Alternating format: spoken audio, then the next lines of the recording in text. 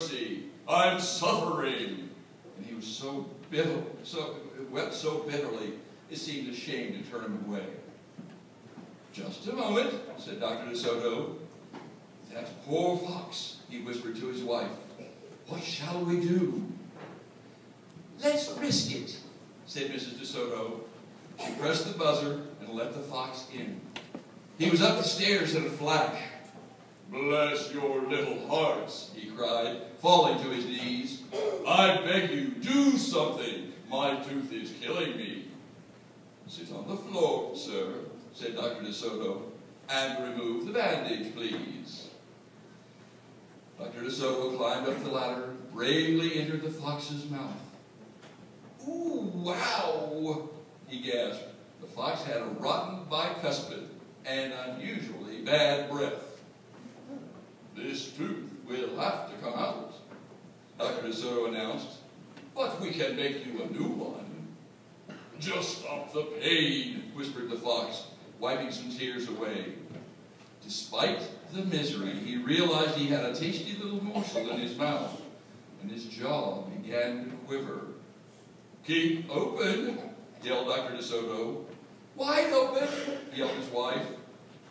I'm giving you gas now, said Dr. DeSoto. You won't feel a thing when I yank that tooth. But soon the fox was in dreamland. Yummy, he mumbled. How I love them raw, with just a pinch of salt and a dry white wine. They could guess what he was dreaming about. Mrs. DeSoto handed her husband a pole to keep the fox's mouth open. Dr. DeSoto fastened his extractor to the bad tooth. Then he and his wife began turning the winch. Finally, with a sucking sound, the tooth popped out and swung in the air. I'm bleeding, the fox yelled when he came to. Dr. DeSoto ran up the ladder and stuffed some gauze in the hole. The worst I've ever seen, but the worst is over. I'll have your new tooth ready tomorrow. Be here at 11 sharp. The fox, still woozy, said goodbye and left. On his way home, he wondered if it would be shabby of him to eat the DeSotos when the job was done. After office hours, Mrs. DeSoto molded a tooth of pure gold and polished it. Raw with salt, indeed, and muttered Dr. DeSoto. How foolish to trust a fox. He didn't know what he was saying, said Mrs. DeSoto. Why should he harm us? We're helping him. Because he's a fox, said Dr. DeSoto. They're wicked, wicked creatures. That night the DeSotos lay awake. Should we let him in tomorrow? Mrs. DeSoto wondered. Once I start a job, said the dentist firmly, I finish it. My father was the same way. But we must do something to protect ourselves, said his wife. They talked and talked until they formed a plan. I think it would work, said Dr. DeSoto. A minute later, he was snoring. The next morning, promptly at 11, a very cheerful fox turned up. He was feeling not a particle of pain. When Dr. DeSoto got into his mouth, he snapped it shut for a moment, then opened it wide and laughed. Just a joke, he chortled. Be serious, said the dentist sharply. We have work to do. His wife was lugging the heavy tooth up the ladder. Ooh, I love it, exclaimed the fox. It's just beautiful. Dr. DeSoto set the gold tooth in his socket and hooked it up to the teeth on both sides. The fox caressed the new tooth with his tongue. Oh my, feels good, he thought. I really shouldn't eat them. On the other hand, how can I resist? We're not finished, said Dr. DeSoto, holding up a large jug.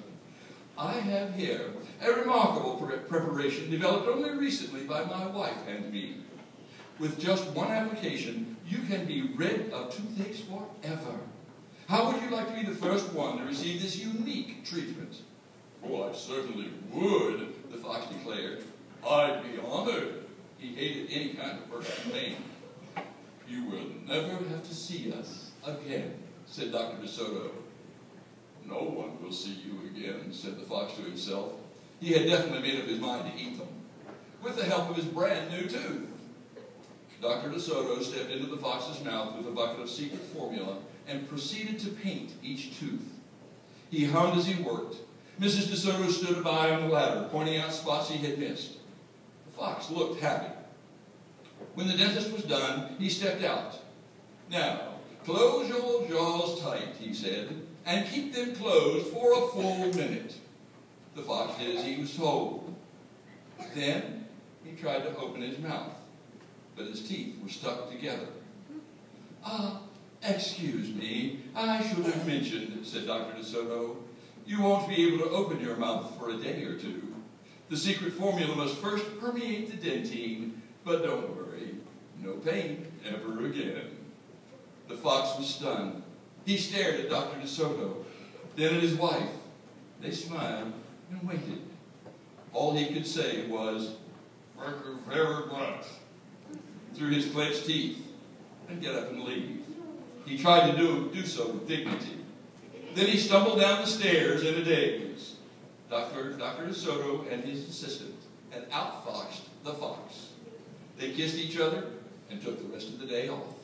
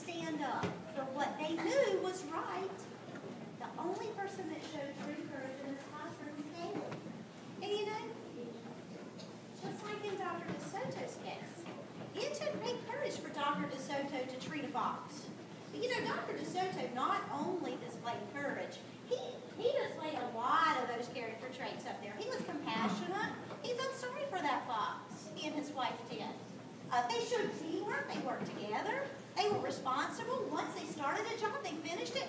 You know, the DeSotos kind of show all of the character traits. But it took a lot of courage for that little tiny mouse to treat that fox when he knew he was in danger. And you know what? That's exactly what courage is. Courage is not only standing up to a bully and not being afraid to tell your teacher if something's going on that you know is not right. Sometimes you're going to be by yourself. You're not going to have any friends. All your friends are going to be against you. But that's what makes you so courageous, because you're not afraid to stand alone for what's right. And you know, Mr. Cole, Dr. DeSoto was probably a little scared to treat this fox, and he knew it was going to eat him. But you know, Dr. DeSoto had courage to do something that he was afraid of. And you know, Mr. Toole, don't y'all think Mr. Toole needs to have a little bit of courage too? Yes. I think I have courage. I'm trying to string to my tooth. And if you would hold it for me. Ready? I'm ready. Okay, count with me, okay? 1, 2, 3. Oh, we got it! We got it too!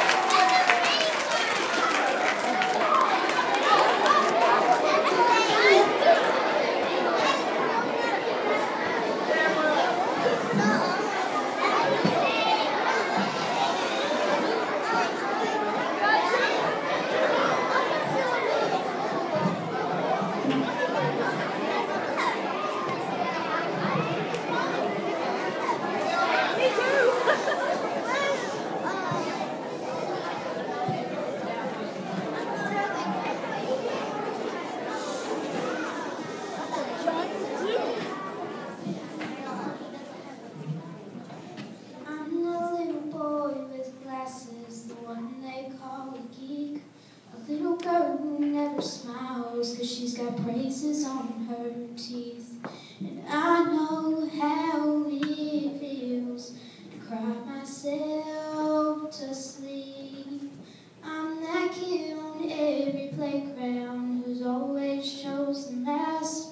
A single teenage mother trying to overcome her past. You don't have to be my friend. Is it too much to ask? Don't laugh at me. Don't call me names. Don't get your pleasure from my pain.